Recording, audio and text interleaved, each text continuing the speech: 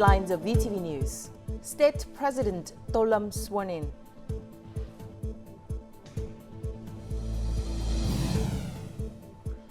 Bac Ninh province develops infrastructure to attract investors.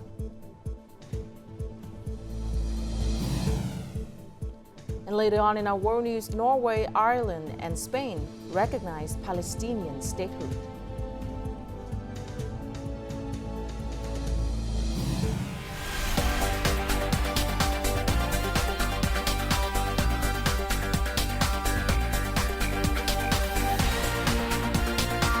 Broadcasting from Hanoi, the capital of Vietnam. VTV News starts right now. Hello and welcome to VTV News. You're with me, Lina Pham, and here's the top news of the hour. On Wednesday morning, with a majority of deputies in favor, the National Assembly elected General Tô Lâm, Politburo member, Minister of Public Security, 15th National Assembly deputy, to the position of State President of the Socialist Republic of Vietnam for the 2021 to 2026 term. Immediately after the National Assembly passed the resolution, State President Tô Lâm was sworn in. Newly elected State President Tô Lâm took the oath of office on May the 22nd, promising to be loyal to the fatherland, the people and the Constitution, and to do his best to complete tasks assigned by the party, state and people. He said the new position allows him to join hands with the Party Central Committee, the Politburo and the Party Central Committee Secretariat, and dedicate all his heart and mind to serving the country and the people, following the path chosen by the party and President Ho Chi Minh.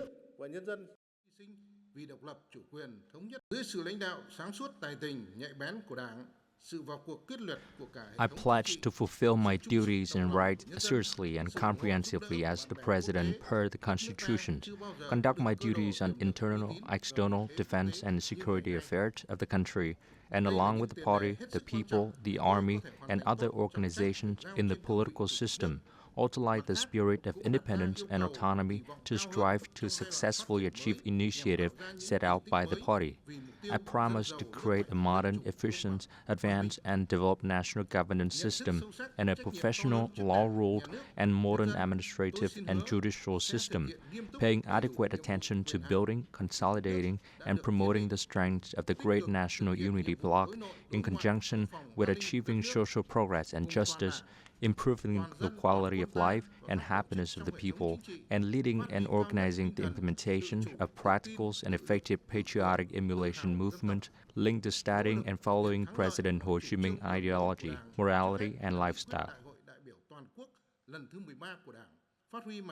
State President Tô Lâm affirmed that he will work with the Party Central Committee, the Politburo and the Party Central Committee Secretariat to enhance the party's leadership and ruling and combat capacity, prevent and push back signs of degradation, self-evolution and self-transformation, and effectively implement the foreign policy of multilateralization and diversification of external relations imbued with Vietnam bamboo diplomacy.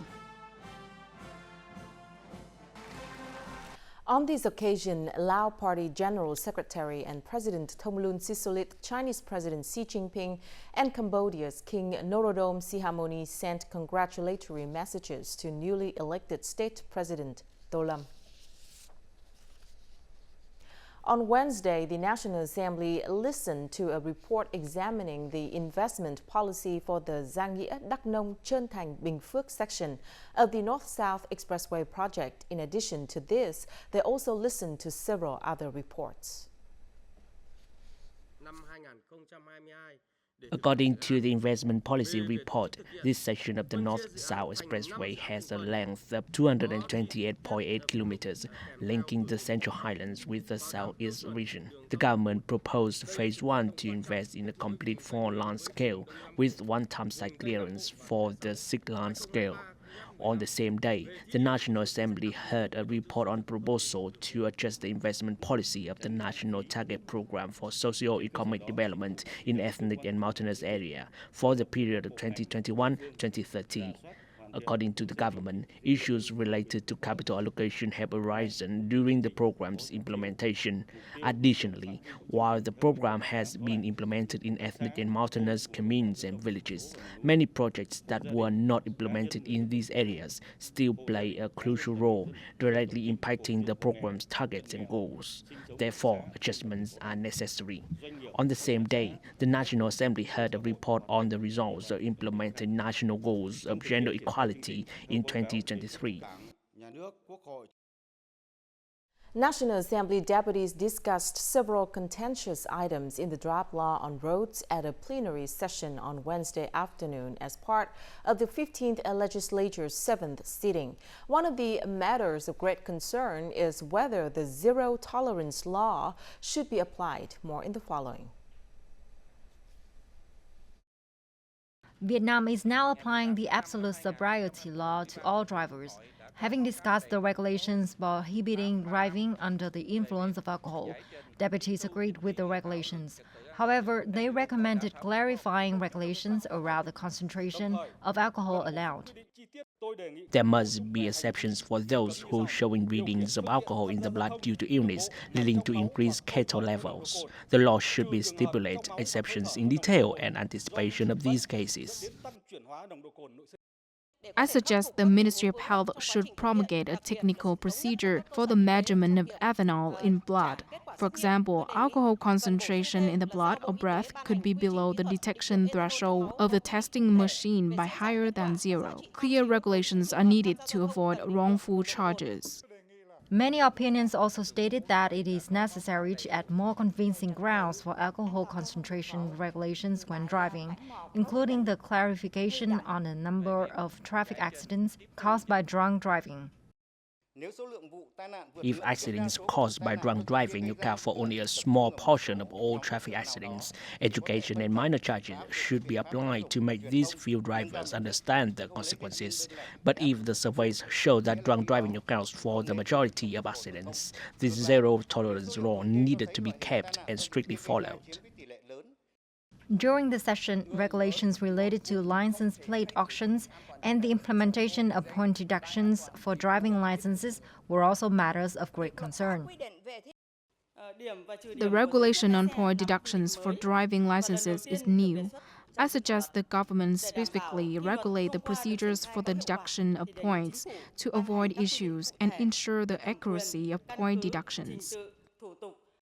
The draft law is expected to be considered and approved by the National Assembly during this session. Prime Minister Phạm Minh Chính extended congratulations to Buddhist dignitaries, monks, nuns, and lay Buddhists on Buddha birthday, Vesak Day, while visiting Quán Sứ Pagoda, the headquarters of the Central Committee of the Vietnam Buddhist Sangha in Hanoi on a Wednesday. More in the following. Emphasizing the significance of Vesak Day as well as Buddhism's role in the nation for thousands of years, the Prime Minister highlighted that the religion has had positive impacts and significantly contributed to the struggles for national independence and reunification, as well as construction and safeguarding. He went on to affirm the party and state's consistent principle of ensuring the freedom of belief and religion. He requested the Vietnamese Buddhist Sangha strengthen solidarity, enhance charitable and humanitarian activities, and resolutely prevent acts of religious exploitation which threatens the state, people, or seeks illegal gains. We should promote the great unity of the entire nation under the leadership of the party, as well as the spirit of international solidarity, solidarity of religions, and solidarity among the people. Furthermore, Buddhists should play an active role in many aspects, including encouraging people in the country to donate organs and blood to save lives in the spirit of giving is forever.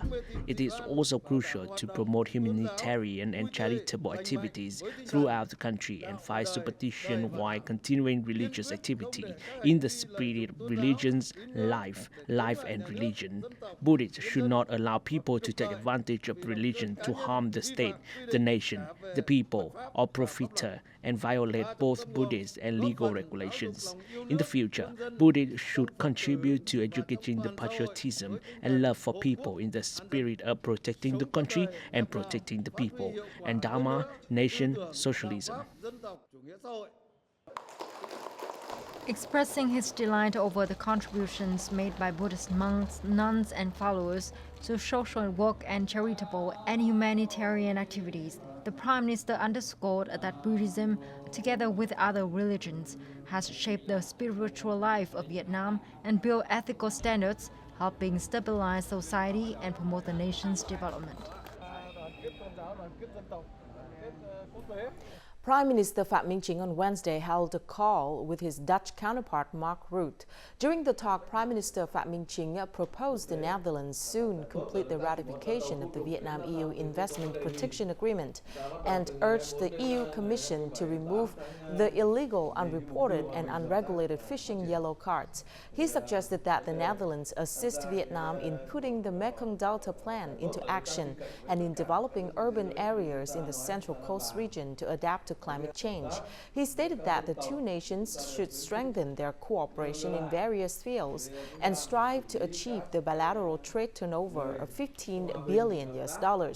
Prime Minister Mark Rutte of the Netherlands affirmed to continue encouraging Dutch businesses to invest in Vietnam, fostering cooperation with Vietnam in semiconductor, seaport, logistics and strategic infrastructure.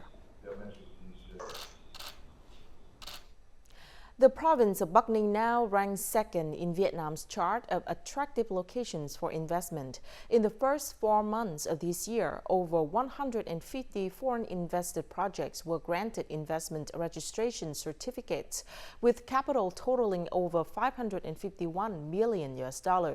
There were also 16 domestic investment projects with a total registered capital amount of nearly $100 million. This result is due to the promotion of administrative reform, improvement in the investment and business environment, and the acceleration of construction for important infrastructure projects.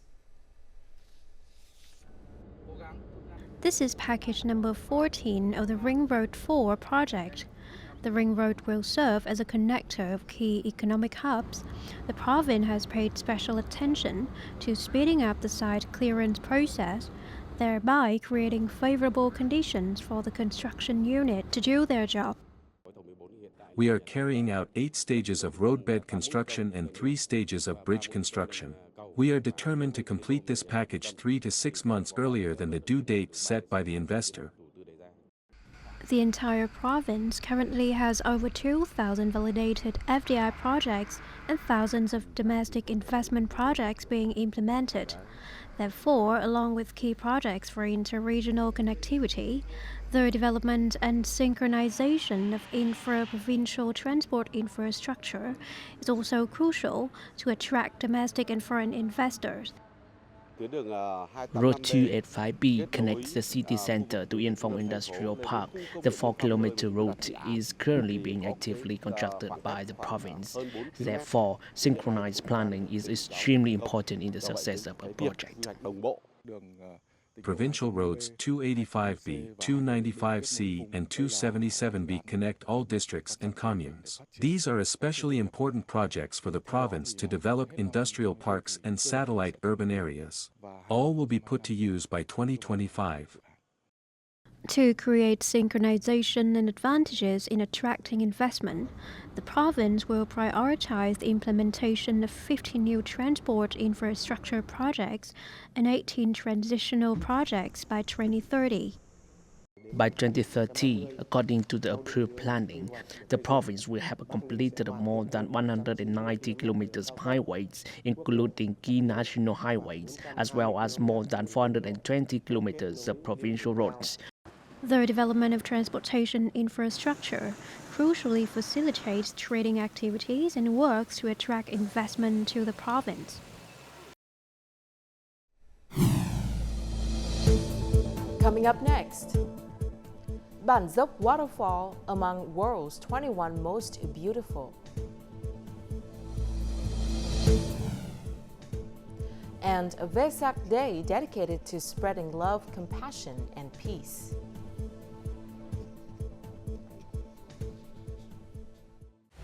When it comes to business, it's crucial to choose a smart location with global impact. And Vietnam might just be the location for you. Connect worldwide to advanced logistics networks.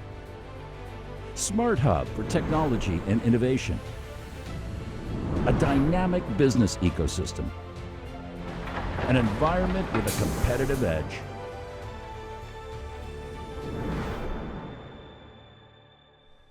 Welcome back to VTV News. The Ministry of Industry and Trade and Vietnam Electricity EVN have confirmed that the claim that Vietnamese authorities called on businesses in the north to voluntarily reduce electricity usage by 30% is fake news. According to the Ministry of Industry and Trade and EVN, Vietnam has developed electricity supply scenarios and implemented effective safeguards since the end of last year. As the result, electricity supply has been guaranteed since the beginning of the year. There are no plans or implementations to reduce customers' electricity usage. Moving on to other news, 3 people were found dead in a landslide in Vietnam's northern mountainous province of Bac Kan. The landslide occurred on Tuesday night and early Wednesday morning. Local authorities reported that there were 8 people inside the house when the natural disaster struck. While 5 managed to escape, 3 others were trapped inside. Promptly following the landslide, local authorities and rescue teams from Bac Kan province mobilized efforts to rescue and evacuate victims. Currently, Bac Kan province has nearly 2,500 households residing in more than 500 locations at high risk of natural disasters, with 384 of them facing the threat of landslides.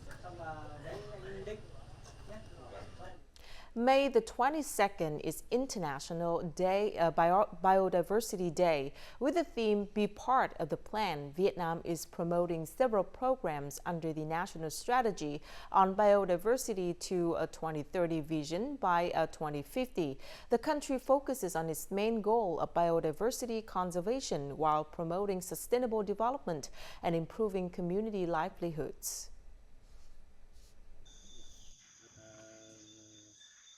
For the first time, villagers in the core and buffer zones receive one of the 36 endemic rodent varieties in Hoàng Liên National Park. This first batch of 1,000 seedlings is expected to be harvested next year. These trees not only enhance the beauty of the local homestay to attract tourists, but also provides flower crops for sale. Growing the trees here will prevent people from entering the forest to collect trees and sell them to tourists. These precious trees are gradually disappearing in the forest. The locals growing this tree are utilizing them while preserving the trees effectively. By the end of 2019, Vietnam's primary forest area has only spanned 500,000 hectares, accounting for less than a quarter of the country's total forest area. Forests provide wood and other benefits such as environmental protection, carbon, and tourism services. The Forestry Department will advise the Ministry of Agriculture and Rural Development to remove obstacles to fully exploit the forest ecosystem values, contributing to biodiversity, conservation, and livelihood improvement. Biodiversity conservation associated with development is also a key component of the Global Biodiversity Framework that Vietnam signed up to in 2022. Forest preservation also helps to improve carbon absorption capacity. The first $51.5 million received from the carbon credits demonstrates Vietnam's policy of conservation for development. Bản Dốc waterfall in Cao Bằng has been named among the 21 most beautiful waterfalls in the world by U.S. travel magazine Travel and Leisure, located on the Vietnam-China border. Bản Dốc waterfall boasts a majestic scenery that resembles a fairyland. The waterfall reaches a height of over 60 meters, with the longest drop being 30 meters. It encompasses a series of cascades flowing over multiple rock layers. Also known as one of the most beautiful waterfalls in Vietnam, Bản Dốc is one of the largest natural waterfalls in Southeast Asia. The best time to visit Cao Bằng is from September to December, when Bản Dốc waterfall is crystal blue. The province is also an ideal destination in summer due to its fresh air and cool water, which helps to alleviate the heat.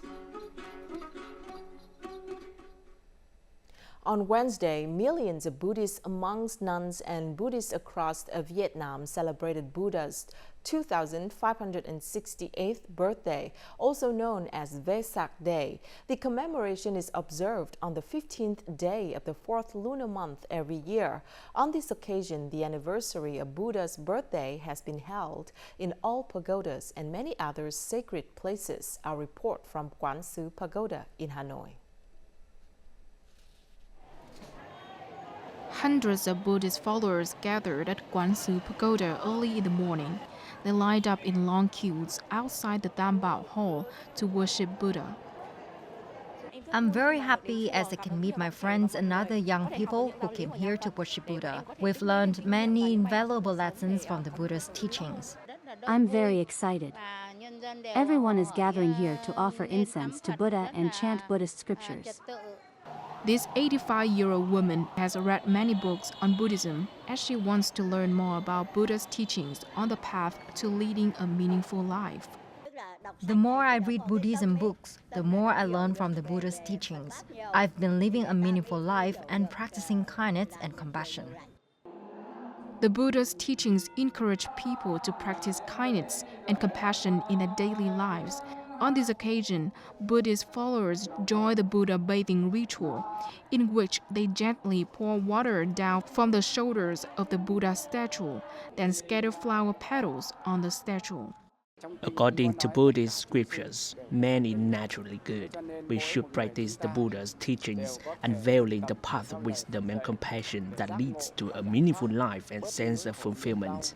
This holy occasion reminds people of the Buddha's timeless teachings. The Buddha's message of peace, compassion, and love for all living beings tells people to open their hearts and embrace all members of their human family.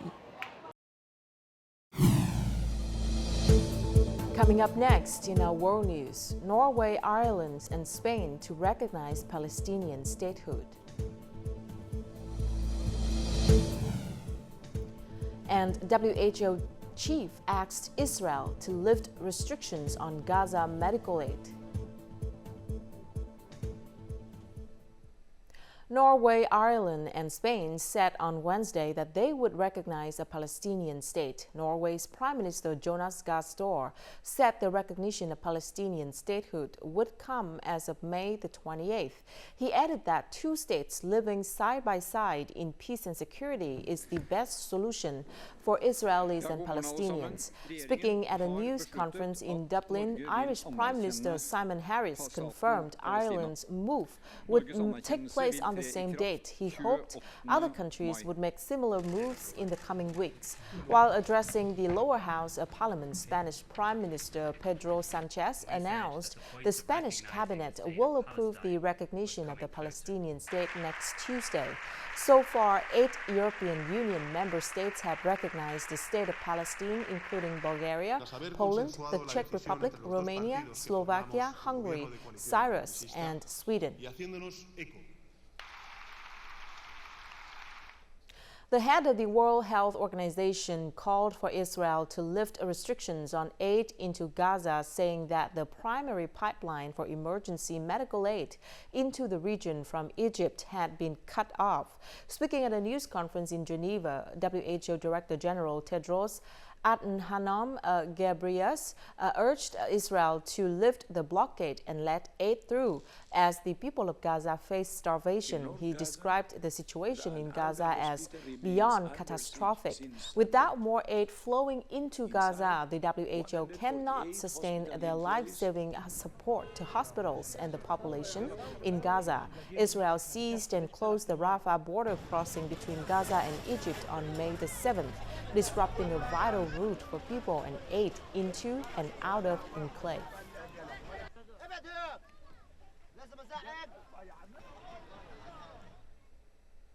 While many of us try our best to reduce our salt intake, the lure of a salty bag of crisps or a salt-laden ready meal can be too much to resist. But help is finally at hand in the form of a futuristic spoon. Scientists at Meiji University in Japan have developed an electric spoon that helps people reduce their salt intake. This electric salt spoon can apparently enhance salty tastes. Researchers hope it can help users cut down on sodium consumption and promote a healthier diet. Developed by Japanese drinks giants Kirin Holdings, the utensil works by passing a weak electric field to concentrate the sodium-ion molecules on the tongue. This enhances the perceived saltiness of the food. Weighing 60 grams, the spoon runs on a rechargeable lithium battery.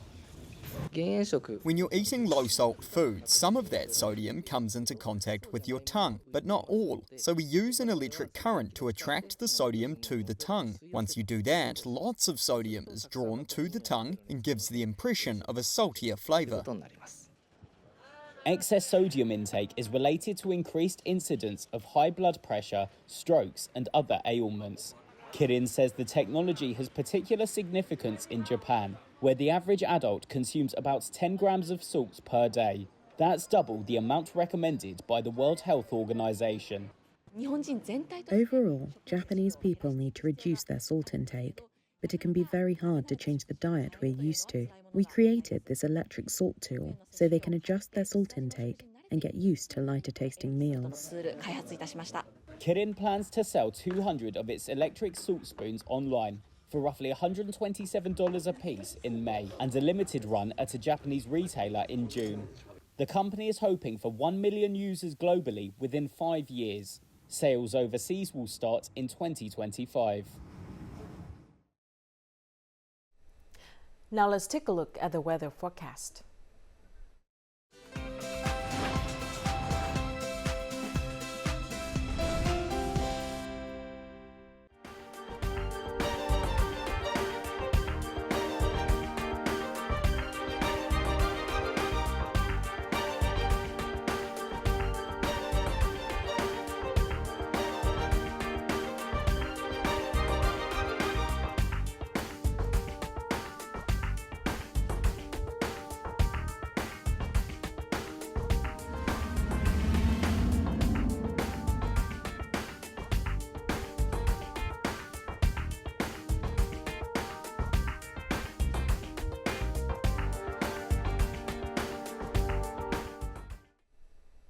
And that's it for this edition of VTV News. Thank you very much for watching. To rewatch our program, you can download VTVgo from App Store or Google Play, or tune in our YouTube channel at youtube.com/VTV4Go. See you again at 3 p.m. local time. Goodbye for now.